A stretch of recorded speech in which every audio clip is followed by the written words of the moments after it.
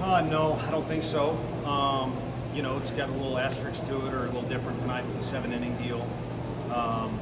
But I think the behind the story. I mean, obviously Liam's good and their guy's good. It's such a contrasting style matchup there, but two of the best lefties in the country. And then Dylan was outstanding in that last inning. But I think the kind of hidden story there is Peebles. I mean, everyone knows Frank's good at his job. Again, everyone knows those pitchers are good. But he did a great job back there, and he's going to go home remembering the line drive getting caught. Their left fielder had a hell of a night defensively. But I think everybody else is going to go home knowing that he did a great job back behind the plate. And now with Ariel kind of accentuating it, our baseball fans realize how important it is to be good defensively at some of those spots. What's different about Cannon behind the plate this year compared to last? I just can break it down a bunch of ways. He's more mature and just things that come with age, but he's way better at receiving. And it's not like he was a slouch before, but he's gone from being okay at the very start of last year to good, and now it's a plus. I mean, it's an advantage, to have him back there as it relates to receiving. So there's other little things to break down, but again, if we're going to go short answer, which I'm not very good at, or main answer, it'd be the receiving part. Looked like Liam was kind of looking at his hand a little bit there in that last inning. Yeah, just a blister, and so, I was freaking out because you want to make good decisions to put. You don't really know what's a good decision until the scoreboard tells you, and sometimes the scoreboard's a liar, not just for me but for everybody. But you want to put the guys in position to succeed, and he's always going to want to be out there. We've already had a couple back and forths with him this year of let me stay out there, in all good fun. But he wants to be out there, and it probably was time to get him out. He got behind Sorrell, and Caden is a good hitter, struck that ball really well, just happened to be right at Manny, and kind of fortuitous there. Call it a break if you want, but I think when you're competing the right way, like Liam did tonight, he just seems to be inching along with his career, and congrats to Doe for going to the big leagues. But I think when Liam makes it, he's going to be in a different spot than he is right now, because he keeps seeming to inch along on just a little better at resetting, a little better at handling this, a little bit better with off speed. There just seems to be a fun process to watch of inching along, getting better in a bunch of different areas. Is that the first time he's had that blister issue, or is it a concern that could linger? That was the first time, because like I said, I was freaking out. Very poor composure. I didn't know what was going on at first, and then Frank just calmly went out there, and we didn't get charged to visit because it was kind of a health checkup, and there wasn't really anything you could do for it. It was just causing a little bit of a distraction, if you will, more than anything. How tough is it sometimes for guys who get as many strikeouts as he does to keep the pitch count down? I think it's a little tougher for the defense. When Mark Burley's pitching, the defense knows I got to be ready today, and it's going to be quick, and there's going to be all this action. And that was his reputation in the big leagues, according to JP, Aaron Sebia, who played with him. And then with Liam, he can lull you to sleep a little bit on defense. And we need to play better defense behind Liam because no one's fighting more out there than him. But mistakes will happen. And then as it relates to, Liam's deal, if you are a guy who tends to be higher on the strikeout total, it's not going to happen. But I do know in his case, the more you're salivating or hunting strikeouts all the time, you maybe are adding a couple more pitches than you need to, if that makes sense. What you see from Fisher on his 2 home runs, I don't know if you remember, but on the first one you gave him some head nods and gave him a thumbs up. What was going through your head there? Yeah, just like where he was as far as how he was seeing it, and we've all seen it before. I mean, he's a man's man. He's a wrestler. He wants to hit the ball 500 feet. He's always go, go, go. And you see that in the box sometimes not serve him very well. And he knows that. He'll laugh about it, and he can make adjustments from pitch to pitch.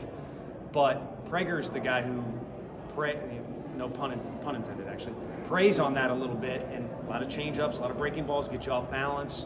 And so for him to be calm and smooth in his swing against a pitcher like Prager was impressive to start with, and then how he struck the ball was more impressive. You mentioned the asterisks to the run rule, but is it one that or to the no-hitter, but is it one that you can enjoy as it was because of a run rule? Yeah, I think in time, or for the kids that were involved tonight, but Deloy's got to bounce right back and throw tomorrow, probably within reason. He's been a guy that's been on the mound almost every game for us, but within reason, it's probably one of the 2 games tomorrow. But when you're talking about playing 3 games in a bad math. 60, let's call it, hour time frame. You kind of just gotta kind of keep your head down and keep plugging along. And again, sometimes the scoreboard will lie to you, and sometimes it'll reward you.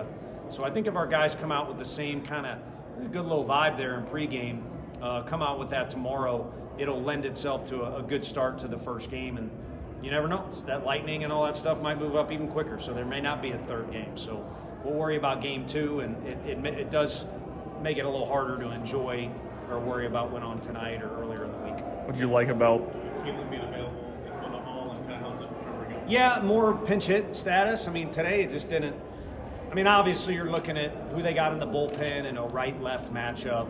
So it's more of a pinch hit status. And it was a really good matchup for them at South Carolina, but because Fish hit a homer, the RBI situation went away, and we're kind of left in limbo a little bit. So it was good to get him a look, because the first one, is the first one. But it's a rare situation that it would make sense to do that. Pinch hit was. what do you like about Loy's inning?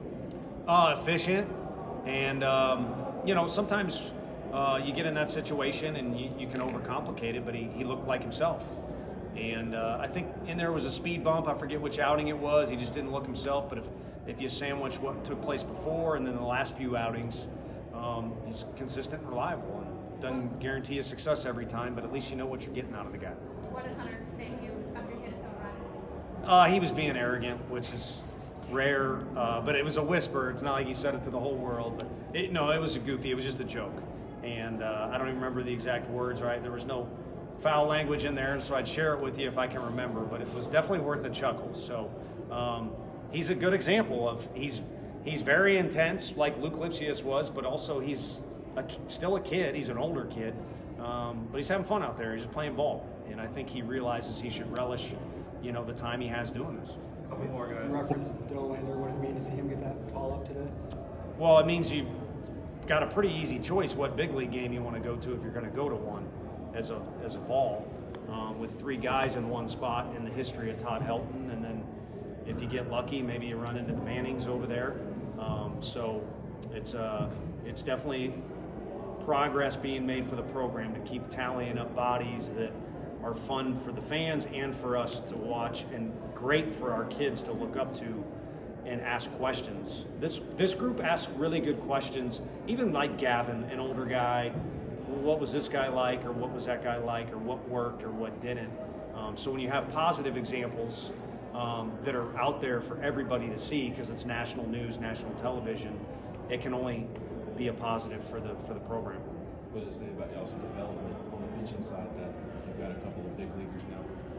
Yeah, I just think we're blessed to have the best guy in the country, which, again, we're in the middle of 3 games in 60 hours, if I did that math. So, but I think I don't think that's an opinion anymore. I don't think it was to begin with. So the guy's pretty good at what he does.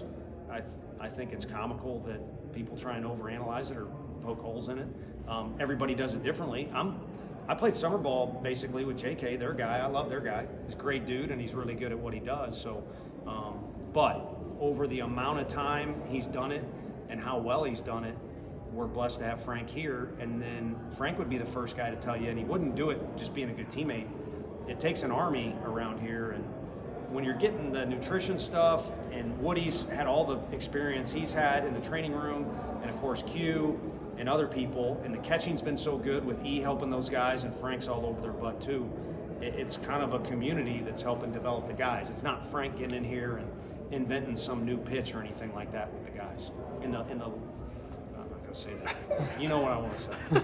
We're in cages, so yeah, we got technology we can use if we need to. Thanks, Coach. Thanks, everybody. Like,